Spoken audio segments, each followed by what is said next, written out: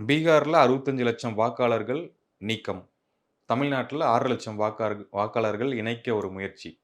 அப்படி முயற்சித்தால் பாஜக வந்து வெற்றி பெறும். அது அவங்களுடைய ஸ்ட்ராட்டஜியா இருக்கும் அப்படிங்கிற விஷயம் வந்து போயிட்டு இருக்கு. உங்களுடைய வியூ என்ன சார்? இது முதல்ல சொன்னது ப. சிதம்பரம். ம், அவருக்கு முதல்ல நான் ஒரு நன்றி தெரிவிச்சுக்கிறேன். ஏன்னா, ம், 65,00,000 பேர் பீகார்லருந்து எடுத்துட்டாங்கன்னா, ம், தமிழ்நாட்டுல 6,50,000 பேர் சேர்த்தாங்கன்னா, அவங்கலாம் பிஜேபி தான் ஓட்டு போடுவாங்கன்னு முதல்ல சொன்னதுக்கு நன்றி. ம், ஏன்னா, பீகார் எல்லாம் பிஜேபி தான் அப்படின்னு சொல்லிட்டாரு. ம், இது வந்து தேஜஸ்வி யாதவுக்கு கொஞ்சம் பெரிய பிரச்சனையாயிருச்சு. அவர் என்ன சொல்லியிருக்காருன்னா, ம், அவசரப்படாதீங்க. இங்க இருக்கிற வாக்காளர்கள் நமக்கும் ஓட்டு போடுவாங்க. ம், ஏன் நீங்க தேவையில்லாம சேர்க்காதீங்கன்னு சொல்றாங்கன்னா, இது வந்து பொலிட்டிக்கலா பேசுறது.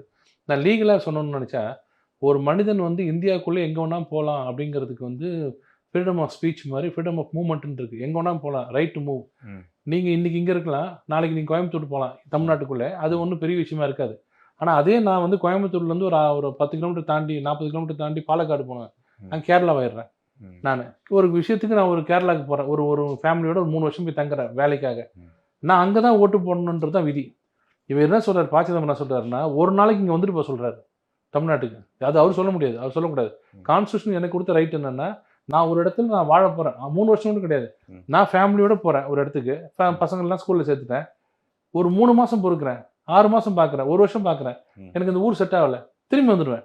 அந்த 1 வருஷத்துக்குள்ளே என் மனசுக்குள்ள இதுதான் என் ஊர்ன்னு நெனச்சுட்டேன்னா, ம். நான் அங்க மாத்திக்கலாம். ஓகே. அதுக்கு தான் ஆதார் நான் ஒண்ணு கொண்டு வந்து, ம், ஒருவருக்கு ஒரு இடத்துல தான் ஓட்டு.